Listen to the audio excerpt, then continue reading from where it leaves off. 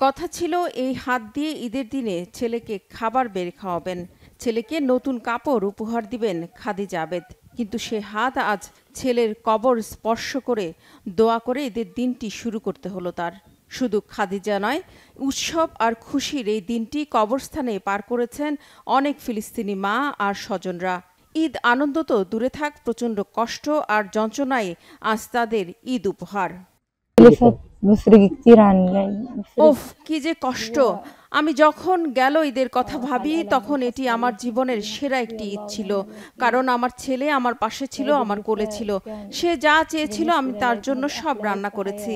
আমি ভাবি আমার ছেলে যদি আজ থাকতো, তাহলে সকালে মসজিদে যেত আর ফিরে এসে আমার কাছ থেকে উপহার নিত। সে আজ চলে গেছে, আমার জীবনের সবকিছু ধ্বংস হয়ে গেছে।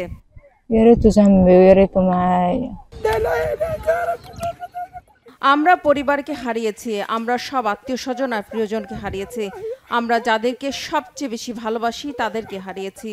আল্লাহ আমাদের প্রতি রহম করুন, তাদের বেহেশত নসিব করুন। গোটা বিশ্বে যখন নানা আয়োজনে চলছে ঈদ উদযাপন, তখন গাজায় নেই কোনো উৎসব। তাদের কাছে ঈদ উৎসবের নয়, শুধুই প্রিয়জন আর সব হারানোর কষ্টের যন্ত্রণার। আমাদের বাচ্চাদের হত্যা করা হয়েছে, কিভাবে আমরা আনন্দ করব? এটি আমাদের জন্য একটি কালো ঈদ।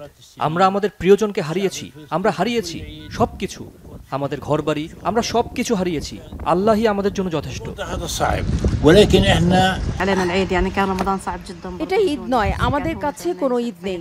আমরা ঘুমাতে পারি না, খেতে পারি না। শিশুরা কাদের সাথে ঈদ করবে? তাদের তো বাবা নেই। এমনকি ঈদের দিনেও ইসরায়েল নৃশংস হত্যাযজ্ঞ থেকে রেহাই পায়নি গাজার অধিবাসীরা। ঈদের দিনেও গাজায় বর্বর হামলা চালিয়ে ১০০-রও বেশি ফিলিস্তিনিকে হত্যা করেছে ইসরায়েল। আর গাজাবাসীর এই দুঃসহ তীব্র যন্ত্রণা ছুঁয়ে গেছে বিশ্বের প্রায় প্রতিটি মুসলিম দেশে।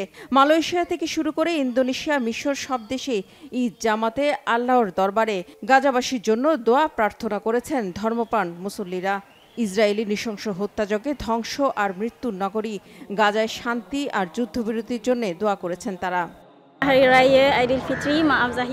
গাজার ফিলিস্তিনিদের ঈদ উল ফিতরের শুভেচ্ছা। দোয়া করি তারা নিরাপদে থাকুক, শান্তিতে থাকুক। আমাদের এখন জরুরিভাবে যুদ্ধবিরতি দরকার।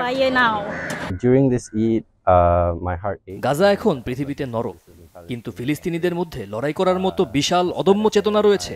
এই ঈদে ফিলিস্তিনে আমাদের ভাই ও বোনেরা কষ্ট পাচ্ছে, আমরাও এতে কষ্ট পাচ্ছি। আমরা তাদের শান্তি ও নিরাপত্তার জন্য দোয়া করছি। গোটা ফিলিস্তিনে আবারও ঈদ উৎসব ফিরে আসুক, এই দোয়া বিশ্বের সব মুসলিম নাগরিকদের।